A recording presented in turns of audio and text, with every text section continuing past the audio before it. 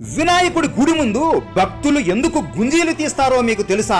ఒకరోజు వినాయకుడు పార్వతీదేవితో, అమ్మా నేను మామయ్య ఇంటికి వెళతాను అని మారాం చేస్తుంటే, సరే వెళ్ళిరా అని పార్వతీదేవి అంటుంది. గణేశుడు ఆనందంతో విష్ణువు లక్ష్మీదేవి ఇంటికి వెళతాడు. గణేశుడు వచ్చాడు కదా అని విష్ణువు లక్ష్మీదేవి ఎంతో ఆనందపడి రకరకములైన పిండి వంటలు పెడుతూ గణేశునితో ఆడుకుంటూ ఉంటారు. అలా మధ్యాహ్నం అవుతుంది. విష్ణువు లక్ష్మీదేవికి నిద్ర వస్తుంటే విష్ణువు సుదర్శన చక్రం పక్కన పెట్టి నిద్రపోతాడు. వినాయకుడు ఆడుకుంటూ సుదర్శన చక్రం దగ్గరికి వెళ్తాడు. అబ్బా ఇదేదో భలే ఉందే, భలే మెరుస్తుందే, ఇది చూడటానికే ఇంత బాగుంటే ఇక దీనిని రుచి ఎంత బాగుంటుందో అని తొండముతో పట్టుకొని నోటిలోకి వేసుకుంటాడు. అదే సమయానికి రాక్షసులు భూమి మీద దాడి చేస్తుంటే దేవతలందరూ విష్ణువు దగ్గరికి వస్తారు. విష్ణువు త్వరగా నిద్ర నుండి లేచి సుదర్శన చక్రం తీసుకుందాం అని